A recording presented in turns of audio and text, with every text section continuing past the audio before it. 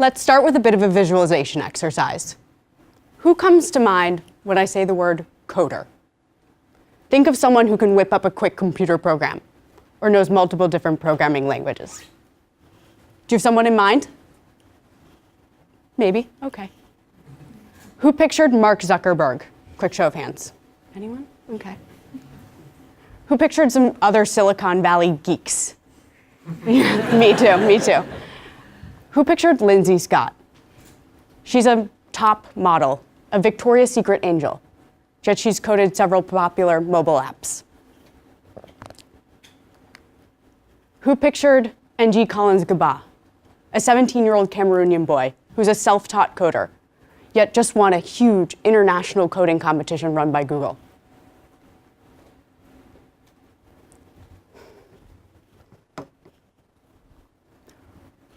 One more question.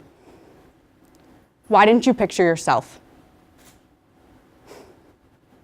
When it comes to coding, we're all plagued with self-doubt. I'm not good enough at math.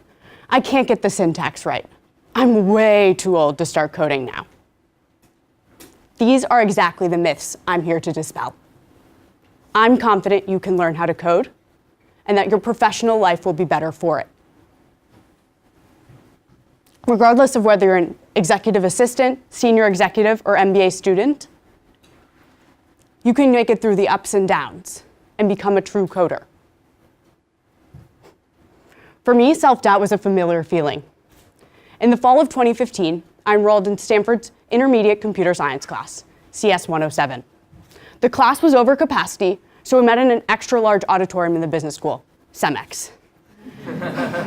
The seats were filled with young sophomores who waved their hands at the professor, pick me, as they tried to answer every single question. This is even more frightening because computer science classes do not have participation grades. In the back of the room, there was me, the recovering investment banker, who felt ancient and out of place in this crowd. Among Stanford's brightest geniuses, I was really learning how to code for the first time. The first assignments in that class nearly broke me. It seemed at 3 a.m. every night, I'd be reading through my code, trying to find that one bug, one error that was preventing it from running. I read, I searched. I questioned whether I should just give up, throw in the towel, and go back to my old job making pretty stock price charts. CS 107, that intermediate computer science class, ends with a big assignment. It's called the heap allocator. The heap both stores and retrieves data. The class assignments evaluated both on accuracy and time benchmarks. I was convinced that I was going to build the best heap that I could. I wanted to prove to myself I belonged in that class. So I set out over Thanksgiving break to optimize my heap, keep coding, keep trying. And I couldn't have been more pleased by the results. If I were to compare my heap to an Olympic hurdler, it not only would have been in the final heap, but it would have run a bright, shining medal. It ran through the assigned tasks without making a single mistake. I couldn't have been prouder. All of those late nights were paying off. I was becoming a true coder.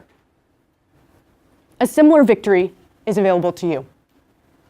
You can make it through the ups and downs and achieve an incredibly worthy goal, becoming a coder. I've talked with a lot of my friends at Stanford about learning how to code. Through those conversations, I've identified 3 common questions. The first common question is, what really is coding? Coding is how humans boss computers around. We often talk about writing code, but I like to think about it as collecting code. There's so many great programs online today. These can be combined together to create something that's bigger than the sum of its parts. What that means for you is that you can get a lot of mileage out of a basic understanding of coding. You can stand on the shoulders of giants, and with a basic understanding, use the latest machine learning algorithms or impress your friends, whatever else you want to make up. The second question I'm often asked is, why is this important? Technology has had the power to continuously improve our lives. Yet, our skill set has needed to keep up to be able to take advantage of those advances. For example, think about typing, like on a typewriter. In the 1950s, only specialists, secretaries, typed. They sat in the middle of the office and processed everyone's documents.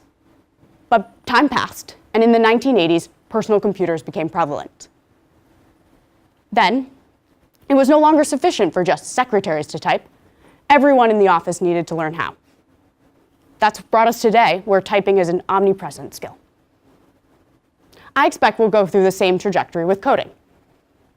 We're already past the point where only engineers are specialists, in this case code. Out of the top quartile jobs ranked by salary, 50% already require some sort of coding or technical skills.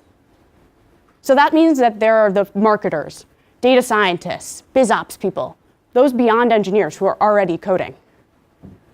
To me, it's inevitable that this trend continues, that we'll reach a point where all people in all roles are coding. You may be thinking to yourself at this point, I'm going to be a manager. I'll have my engineers to do all the coding.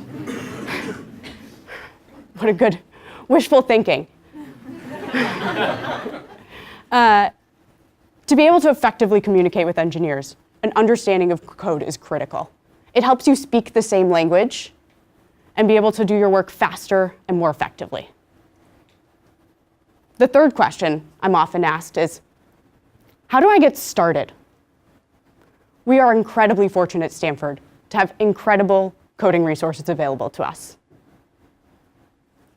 It's as if we've stumbled into Stanford's Sistine Chapel of computer science. We can look up and learn a ton from Michelangelo's ceiling. CS 106A, one of the most popular classes for MBA students, is being offered this spring. Of course, there are online resources too. One of my favorites is Codecademy's Python class. In under 10 hours, you can go from knowing nothing about Python to having a solid understanding of the language and being able to build your own programs. You may be thinking at this point, when am I going to make time to code? I can barely do my laundry as is. Me too. I completely understand. We have so many special opportunities available to us here. However, if you're at all interested in coding, now is the best time to learn. We have access to unparalleled resources at Stanford. CS classes are pass-fail for MBA students. And there'll be more distractions, whether that's starting a company or starting a family post-graduation. Picture yourself as a coder. Humor me with one more visualization exercise. Come on. So picture yourself. It's a Wednesday afternoon. You're sipping on your favorite caffeinated beverage. You're in the office, and your laptop's toiling away, taking care of your chores, updating sales statistics, scraping down customer data. And then there's you, doing what really matters. You're mentoring a high-potential new employee, or you're thinking through your company's next strategic moves.